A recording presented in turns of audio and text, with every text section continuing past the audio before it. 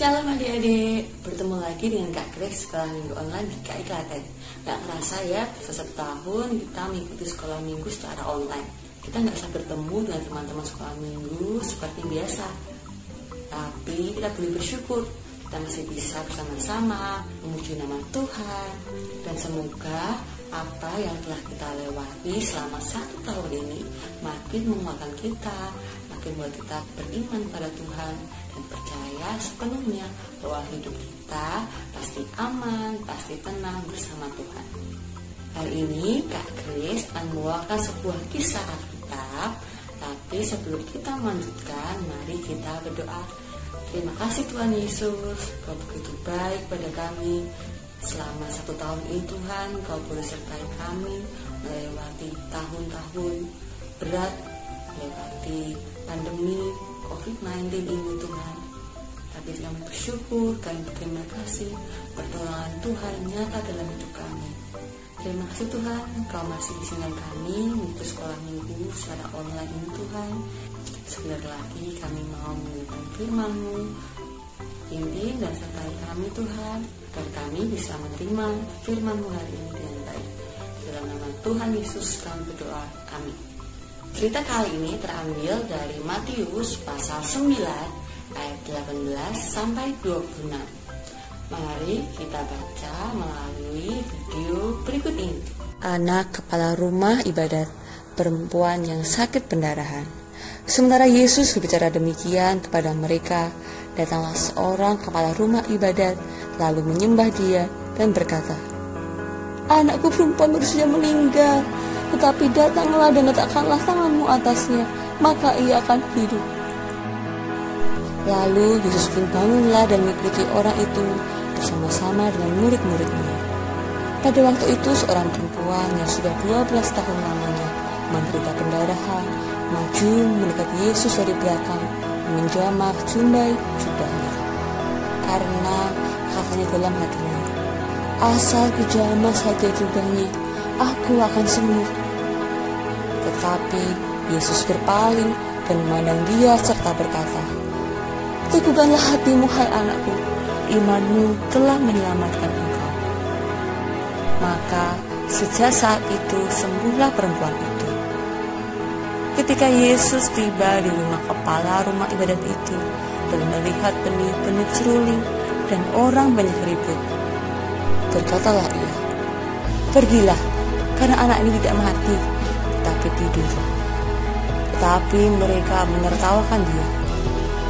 Setelah orang banyak itu diusir, Yesus masuk dan memegang tangan anak itu, lalu bangkitlah anak itu.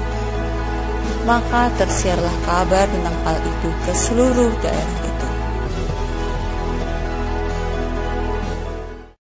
Di cerita kali ini dikisahkan perjalanan Yesus saat berkarya di masa pelayanannya.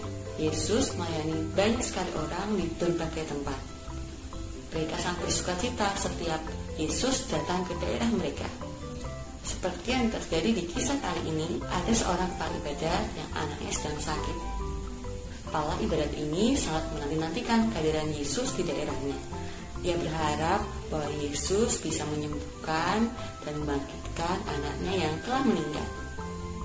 Namun di tengah perjalanan Yesus ingin mengunjungi rumah kepala ibadat ini, ada seorang ibu yang telah lama mengalami sakit pendarahan. Dan dia berharap mendapat kesembuhan dari Yesus. Saat dihadapkan dengan kondisi ini, lalu apa yang Yesus lakukan? Apakah Yesus lebih memilih untuk menolong kepala ibadat yang anaknya sedang sakit, lalu meninggalkan ibu yang sakit pendarahan ini? Atau justru sebaliknya, Yesus lebih memilih untuk menolong ibu yang sakit pendarahan ini dibandingkan kepala ibadat yang anaknya sudah meninggal? Ternyata Tuhan Yesus menolong kedua-duanya.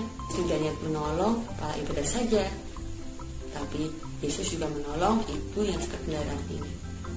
Kita diminta untuk meneladani apa yang Yesus lakukan.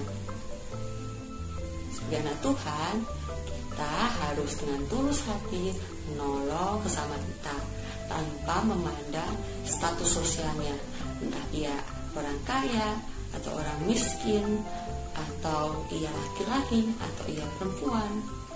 Tuhan mengajarkan kita untuk menolong dengan tulus hati, dengan ikhlas dan tanpa membeda-bedakan.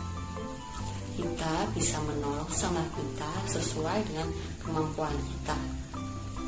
Karena adik-adik belum dewasa, mungkin adik-adik tidak bisa membantu sesama secara materi dengan nominal yang besar. Adik-adik bisa melakukan dari hal yang paling kecil dulu. Jika adik-adik bertemu dengan pengemis di jalan, jadi bisa membantu memberikan sedekah seikhlasnya.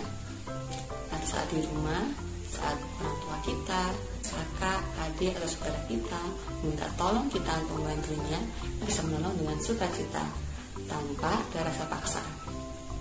Menolong bisa dilakukan dengan banyak cara. Saat kita menolong bersama kita, lakukanlah dengan sepenuh hati.